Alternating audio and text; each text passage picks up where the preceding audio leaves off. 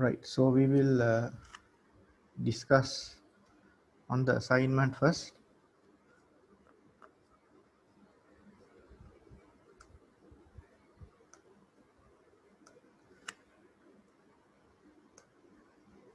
So this is the question given.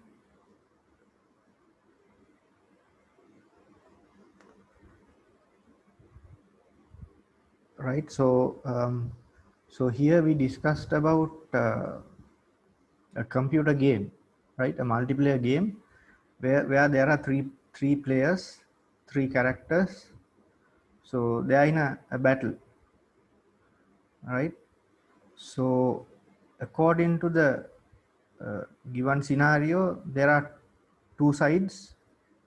In one side we have Prime and Bumblebee, on the other side we have Megatron, right?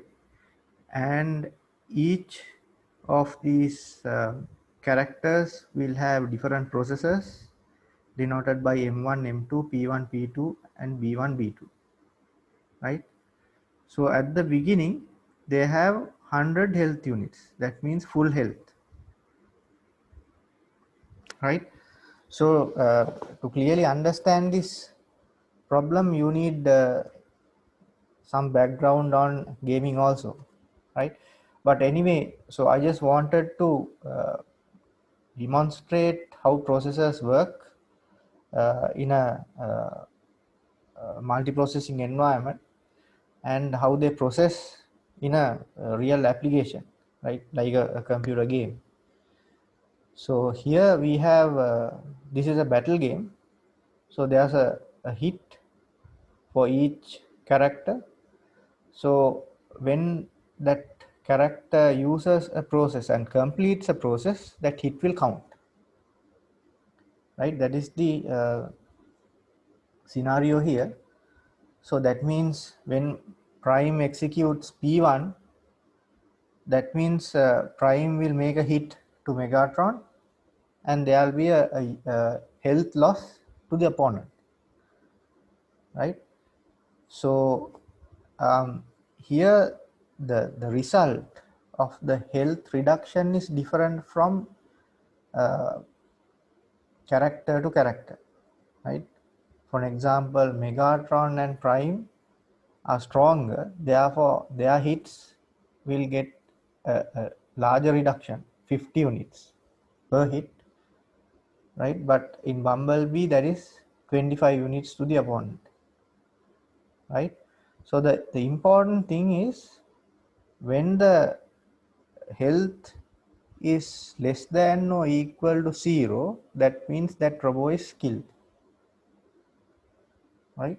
So what happens when the robot is killed in either side? If all the robots are killed, then the game will stop, right? So in gaming world we call it as game over, right? That is the situation. So in here I will show you how it works. So in a right, so these are the set of processors. So assume that there are three players like this, right? Prime, Bumblebee and Megatron. So this can be any person in different areas, maybe in different countries, but they play real time, right? So when they play real time, they will be connected to a centralized server where it processes and send the information to the players, right? So here what happens is the processors will come quickly, right, from the player, right, to the server for execution. So this is how it happens. First P1 is executed by a player, right? Then it comes to the server.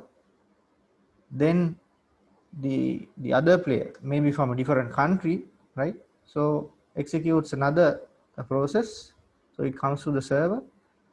So the opponent, right, will execute another process. So it's like that, right? So we have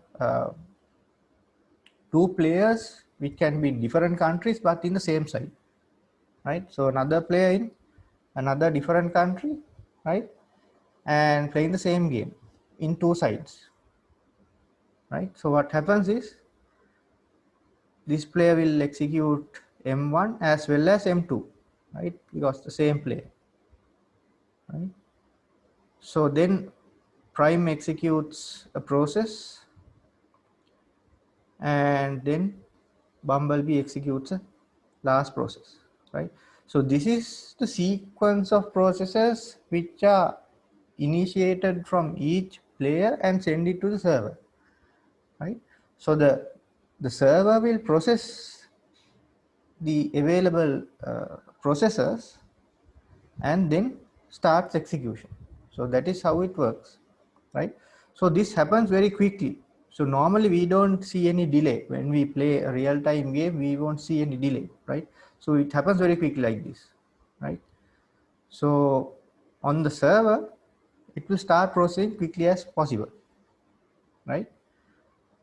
So we will start the first scenario, right? That is first come first serve,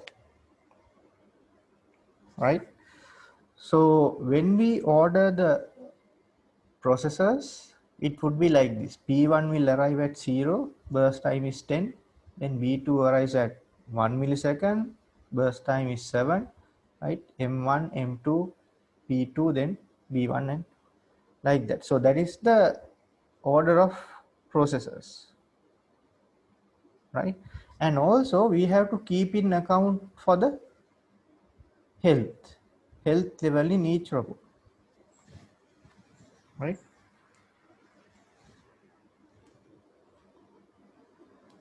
So then what happens is P1 starts its execution for 10 milliseconds, right? So what happens now?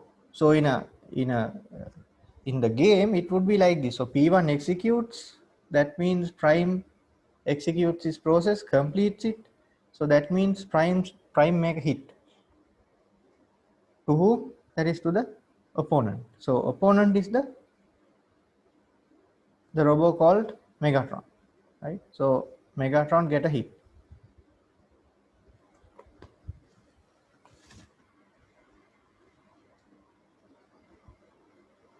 right? Then B2, right?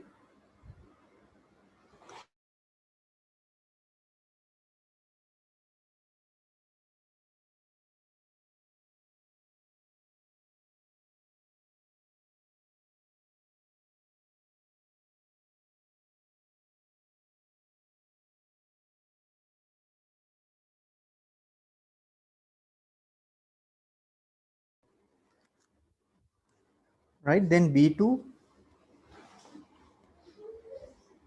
right? B2 will complete its execution, right? So Bumblebee, right, make its execution. What happens to the health is what is important, right? So previously, when Prime completed execution, Megatron's health will be reduced by 50. That means only 50 remaining, right? Then after that, Bumblebee executes its process, right? Then Megatron's health will be further reduced for another 25,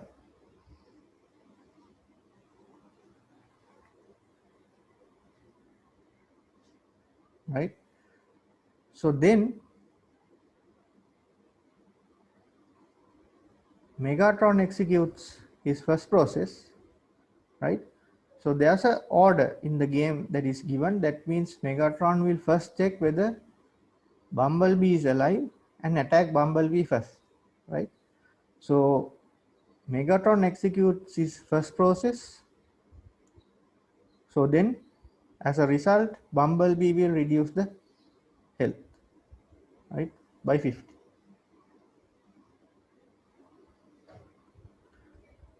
Then M2 will execute and complete. Then what happens is, Bumblebee health is 0, right? So it is reduced to 0. So when a robot got killed, right, gets killed, then we have to check whether there's a situation where the game will end. But here there are still robots available in both sides. Therefore, the game is not over yet. Right? Then P2 executes. So that means Prime's process. Prime will hit to Megatron, and the health will be reduced from plus 25 so to minus 25, because each hit from Prime will reduce 50 units of health. So what is the situation here now? So only one robot left. So the opponent, that is Megatron, is dead. So at this point, the game will stop, right? Because Prime completes its process and Megatron is dead. So there's no opponent, right? So inside each process, all this will check, the conditions will check whether a robot is killed, whether the opponents are available. If not, the game will end, right? So here the game will be over. So is it clear up to this point? If anything is unclear, please ask.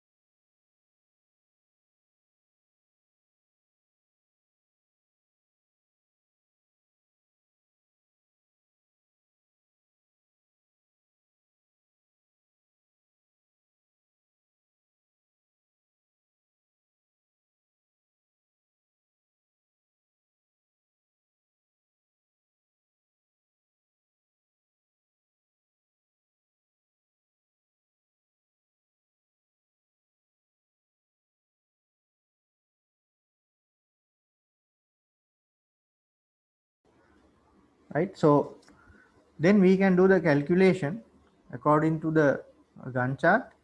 So no need to consider the last process, that is B1, because at 27 milliseconds game is over, right?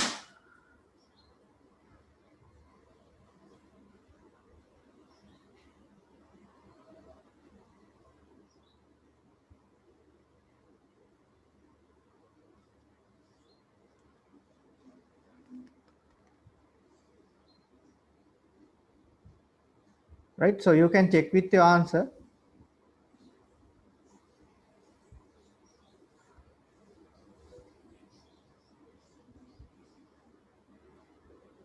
Right, I think the calculations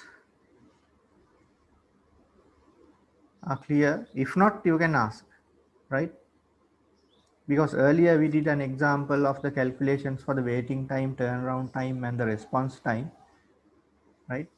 So in first come first serve, normal the waiting time is equal to the response time, right? Because when it starts execution, right, it won't terminate until that process completes. Therefore, waiting times equals response time.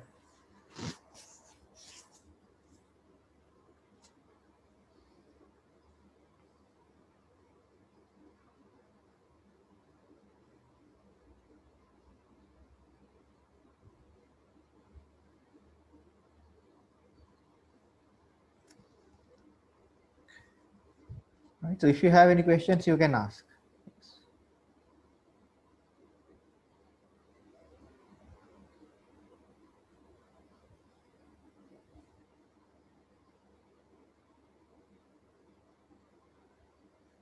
Yes, in this situation, So can the health be minus? In this situation, it can, right? The situation is when the process completes, right? Then the health reduction will happen, right?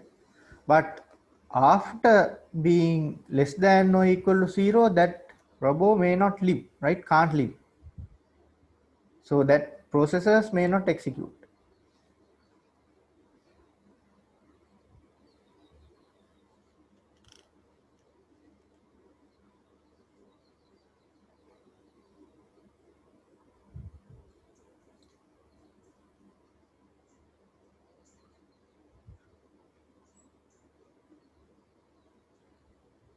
Right. So m equals 0.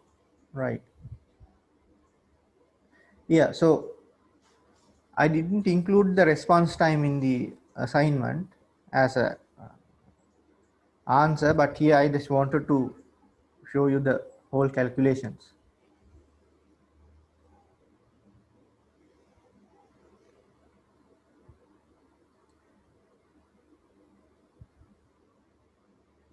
Yes, in the Gantt chart, you don't need to show if the game is over, right? No need to show the rest of the processes because it won't execute, right? So the rest of the processes, for example, here we have B1 won't execute, right? Because game stops at 57 milliseconds.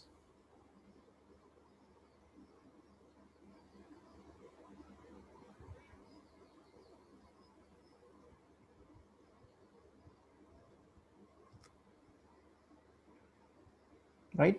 So then you can do the average calculations, right? So it's not that difficult. So that is why I didn't calculate the average turnaround time, response time, and the waiting time. So finally, it affects the averages, right? If you take all the processes, right? So you have to be mindful when a question is given like this, right?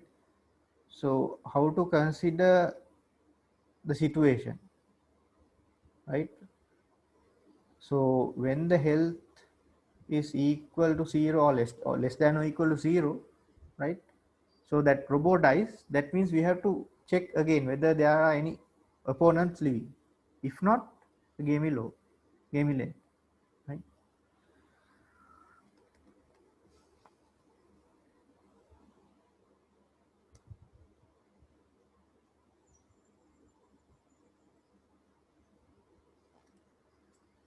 So is there anything else?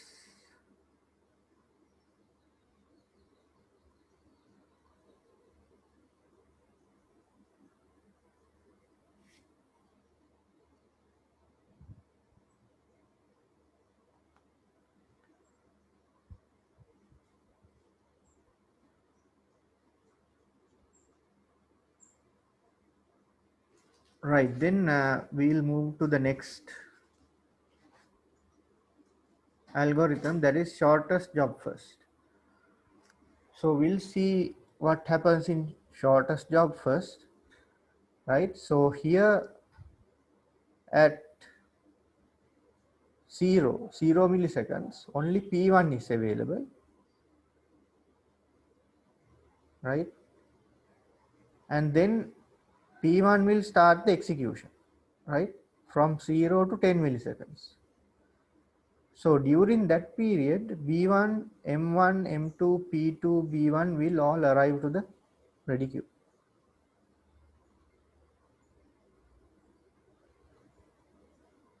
right? So here what happens is we give the priority for the process which has the shortest burst time. So now P1 executes first. Why? Because that is the only process available at that point, right?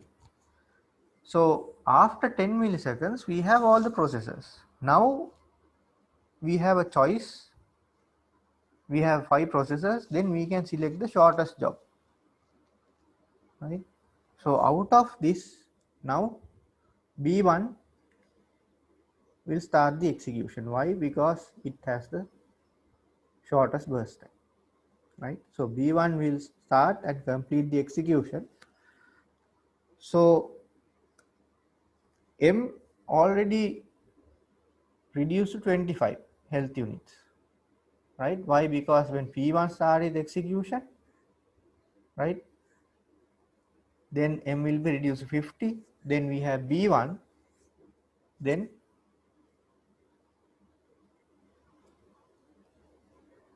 B2, right? B2 is the next shortest burst time. So what happens now? Megatron is already dead,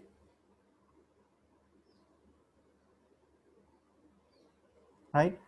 So when a question is given, so go through the whole question, right?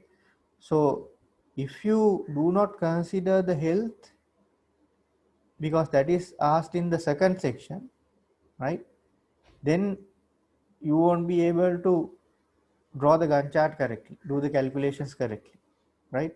So you have to go through the whole question, then you can actually determine the whole set of questions at the same time, right? So you can see we can monitor the health as well as we can check whether we are consider the right conditions, right? So here there's nothing more to process. Why? Because Megatron is dead and there's no opponent for Prime or Bumblebee to execute. So Megatron does not execute any process because before execution health becomes 0, right? Then Megatron is already dead. So if you understand it clearly, so there's 3 processes to consider, right?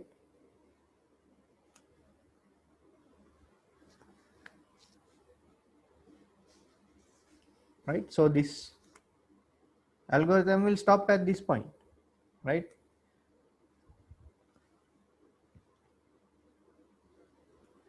So the game ends and then we can do the calculation.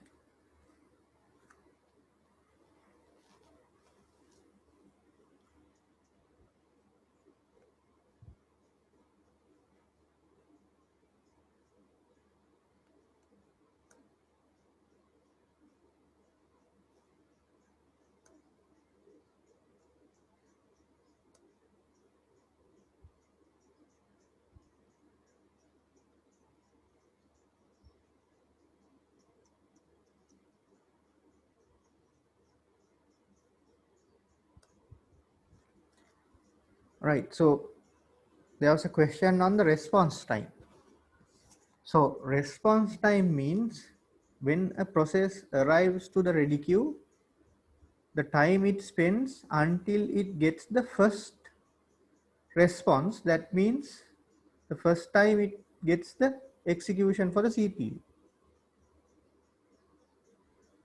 That is how we define response time. For an example, P1 arrives at 0, immediately P1 will get the first execution for the CPU. So response time is 0, right? For B1 arrives at 1 millisecond, sorry, B1 arrives at 5 milliseconds, right? Get the first response at 10 milliseconds. That means it stays on the ready queue for 5 milliseconds, then gets the first response, right? So here again, in shortest job first non-preemptive scheduling, the waiting time equals the response time,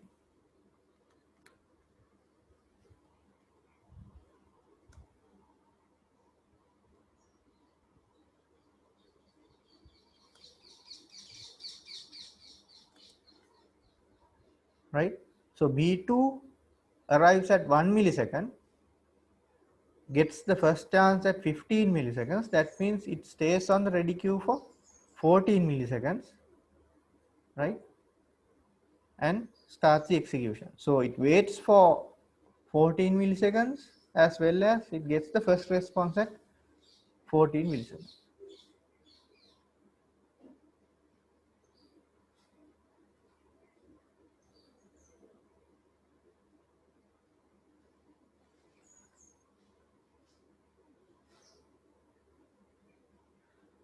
So is it clear for you how do you analyze a given situation, right? Especially in terms of process execution.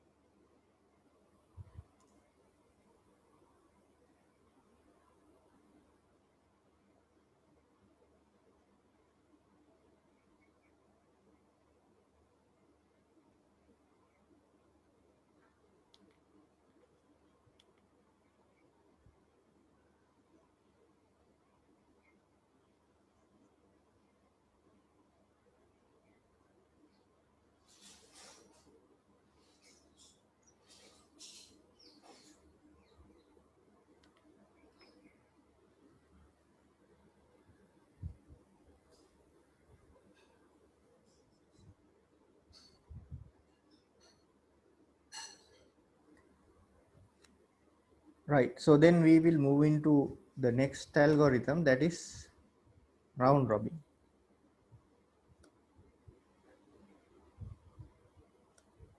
Right. So in round robin, initially P1 is available, right? So P1 will start the execution, right, for 6 milliseconds. So during this 6 milliseconds, what happens? So here the round robin may get complicated. Therefore, we need to maintain the status of the ready queue separately. So that is why I am maintaining the ready queue, not like the previous two algorithms, round robin, right? So this is preemptive scheduling, right? So every 6 milliseconds, according to the time quantum, that process will stop its execution. If it completes or not, it has to stop and give the chance to another process. So that is what we call as preemptive scheduling, right? So non-preemptive scheduling, previous two algorithms are non-preemptive. So that means when the execution starts, it will not stop until it completes, right? It will not terminate until that process completes, right? So here round robin is preemptive, right? So that means P1 will execute for 6 milliseconds, and even though P1 has another 4 milliseconds left, P1 has to stop and give the chance to the next available process in the ready queue, right? So round robin algorithm is designed for fair share, right? That means it will give a fair share for each process in the ready queue, right? So now P1 goes from 0 to 6 milliseconds, right? And then the next process is V2, right? So B2 will start its execution, but P1 is not completed. P1 will be put back into the ready queue again. So that is why we include P1 as minus 4 in brackets. So that means there's another 4 milliseconds remaining. Right? So you have to clearly understand the process of the round robin. So last time I explained using a simple example how round robin works, right? So we maintain the status of the ready queue separately. So still you can see the health is not reduced. Why? Because none of these processes are completed. Therefore, we have to keep the health, right? When a process completes the execution, we can reduce the health, right? Otherwise, we might end up in a wrong result. So now what happens? The next available process is M1. M1 can start the execution, right? So M1 has 12 milliseconds, right? B2 has 7 milliseconds, but here B2 has to stop after executing 6 milliseconds. That means B2 remains another 1 millisecond. So B2 will be put back into the ready queue and the CPU will give the chance to M1. So both happens, right? B2 quits and M1 starts. So M1 will go for 6 milliseconds. So M1 already has 12 milliseconds to complete, but 6 milliseconds can be given at the first iteration, right? First time 6 milliseconds will be given. So now M1 again needs some more time. So M1 needs to put back to the ready queue again, and M2 can start the execution.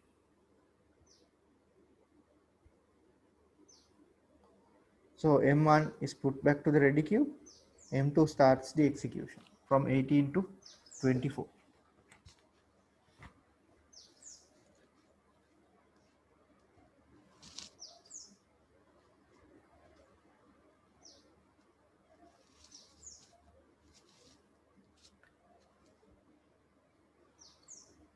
Right?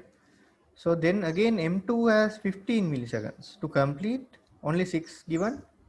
So that means another 9 milliseconds remain. Right? So M2 will be put back to the ready queue. P2 will be using the CPU after that. So P2 will run for 6 milliseconds again, and P2 again has another 7 milliseconds. So P2 will be put back to the ready queue, and then it starts with B1. So P2 will be put back and starts B1. Now here B1 has only 5 milliseconds. That means it can complete within the given time quantum. So B1 will run from 30 to 35 and completes. So what happens when a process completes? We consider it as a hit. So as a result, Megatron's health will be reduced by 25. So now Megatron's health is 75.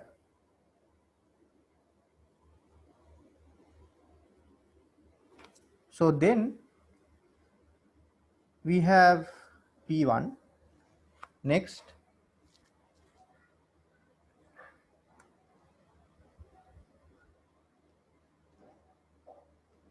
so there's a question.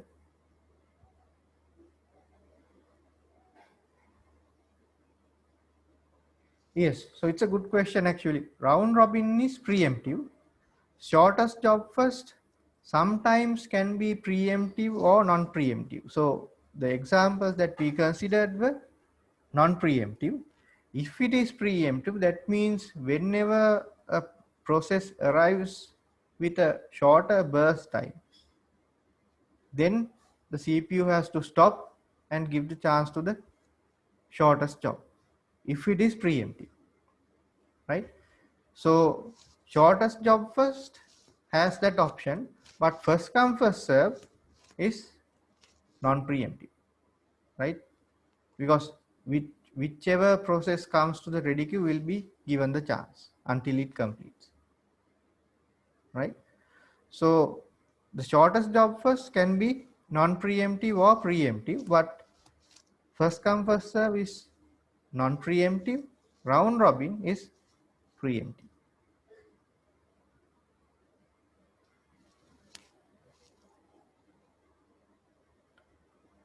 Right, so I will give you another example for your reference. So in that example, you will see the shortest job first with priority, right? Then you will see it is preemptive.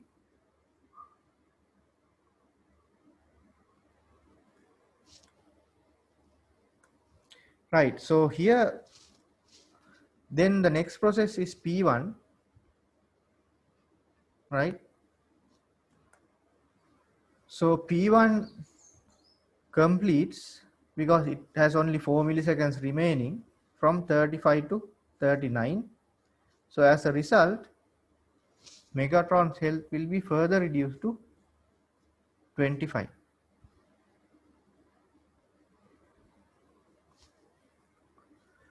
Right, then next is B2. B2 completes in 1 millisecond, only 1 millisecond remaining. So B2 completes at 40 milliseconds. So now what happens? Again, for each completion of process execution, we have to check the health. Now M is 0. That means there's no opponent, only one side remaining. Therefore, game is over, right?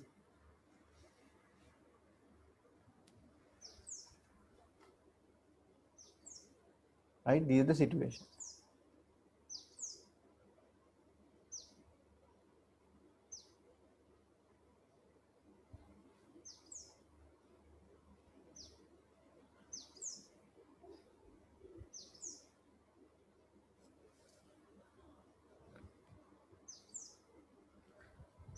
So do you have any questions in round robin?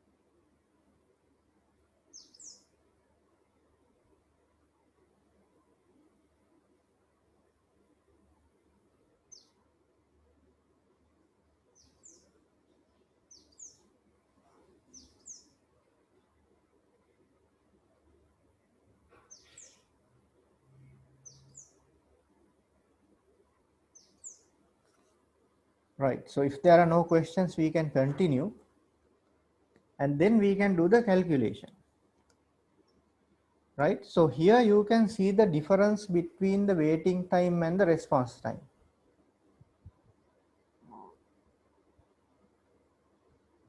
Right, so here we have three processes which are completing. Incomplete processes we cannot completely calculate the waiting time, turnaround time, right? Because those are not complete, right? So maybe response time we can determine, but that is not very important, right? So if the process is not completed, right? So the calculations are not important. So here the important calculations are for B1, P1 and B2. So B1, right? So the order can be different, right? In your answer, the order of these calculations for B1, P1 and B2 can be different. You can consider P1, then B1 and B2, or that order can be different for the table, right? So here B1 arrives at 5 milliseconds, right? starts at 30 milliseconds, that means I have to wait for 25 milliseconds, right? So response time for B1 here it is same, right? Why? Because it comes to the ready queue and it completes at the first given chance. So response time and waiting time is the same only for B1, right? But for P1, you can see P1, the response time is 0, right? Because P1 arrives at 0, immediately P1 gets the response, right? And the waiting time, initially the waiting time is 0, but there's a gap between 6 milliseconds to 35 milliseconds. You can see that, right? From 6 milliseconds until the next chance for execution, P1 will be in the waiting room.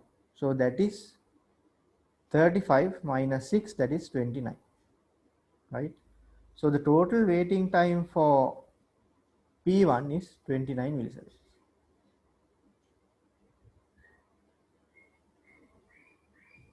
right? Turnaround time comes at 0 milliseconds, right? And completes at 39 milliseconds. So the turnaround time is 39 milliseconds.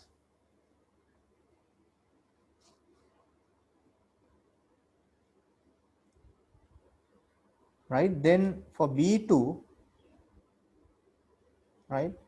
So B2 comes at 1 milliseconds, start its first execution at 6 milliseconds. That means has to wait initially for 5 milliseconds. So that is the response time. 5 milliseconds is the response time. Then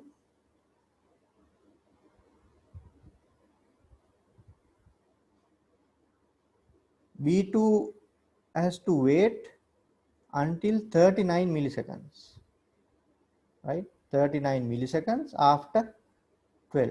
So we have to get the difference between 39 to 12 to get the waiting time for B2.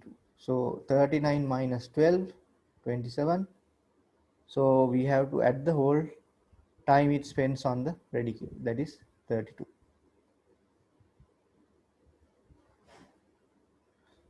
Right?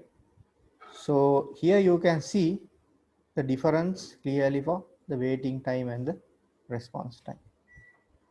So then the turnaround time.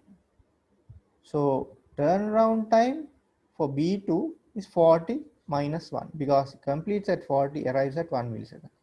So the turnaround time is 39. So do you have any questions?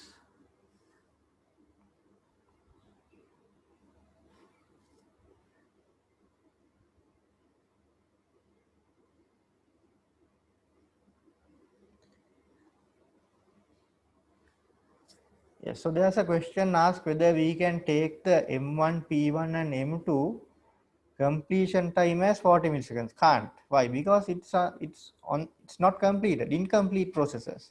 So in some situations there can be incomplete processes, right? Especially in a scenario like this, right? So certain processes may not complete. Why? Because there are certain conditions in the application we need to check. In each process, each completion of the process, those conditions will be checked, right? So here it's a game. That means we have to check whether the game can continue or not. So what are the conditions to stop the game? Whether there are enough opponents. So that is one primary condition. So here, when a robot is dead, there's no opponent to continue. So we have to stop. So therefore, we cannot calculate certain processes which are incomplete. So here we have M1, M2 and P2, right, are not complete. So we have to stop them. So in third chapter, I explained about processes termination. So process can terminate willingly or unwillingly. So here B1, P1 and B2 will terminate willingly because it completes its execution. But M1, M2 and P2 will terminate unwillingly without completing.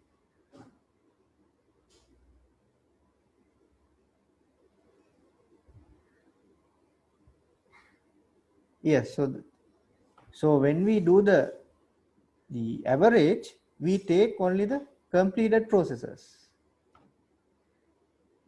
right? So we take only the completed process, that is B1, P1 and B2.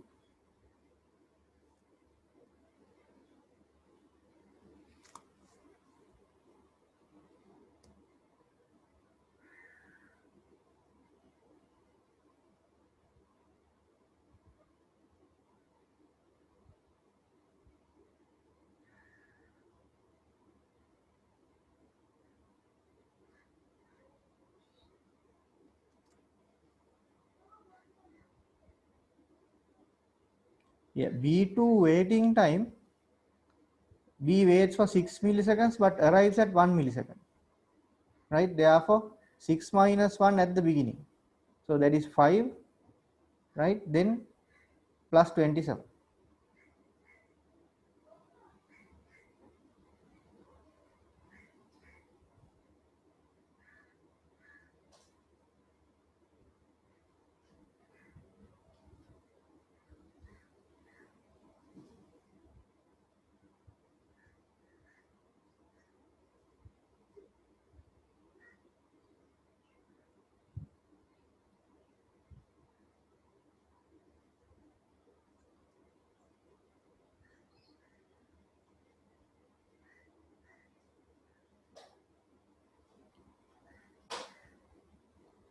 So those are very good questions actually. You need to ask questions. If you are not clear, then I can explain.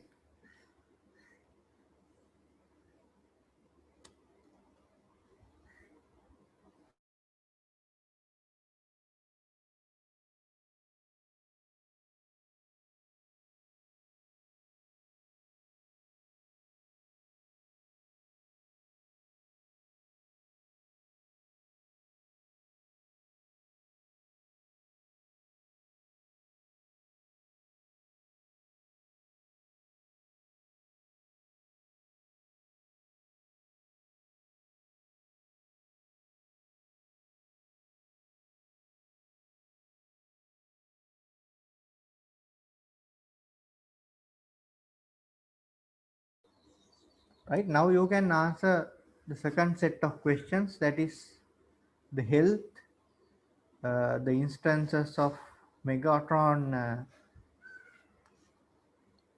dying before execution, right? So in second algorithm and third algorithm, right, Megatron will die before completing any execution, any process execution, right? Before completing.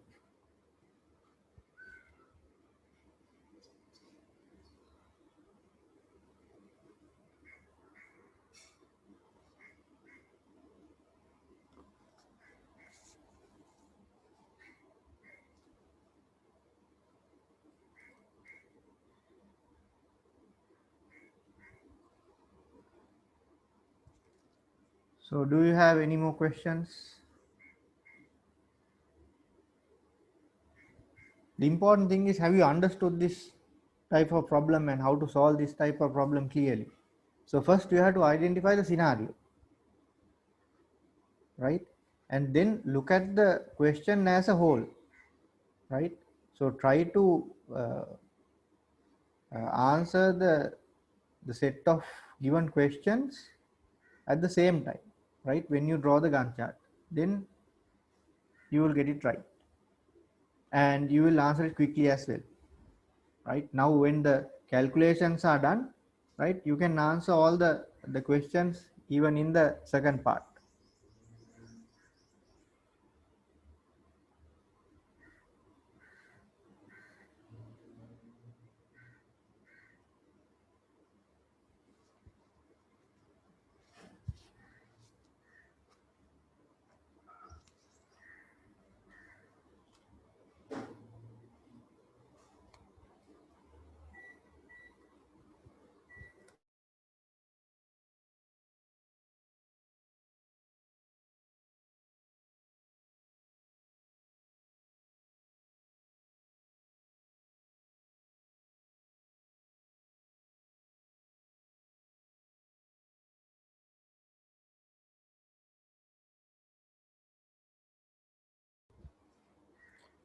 Right. So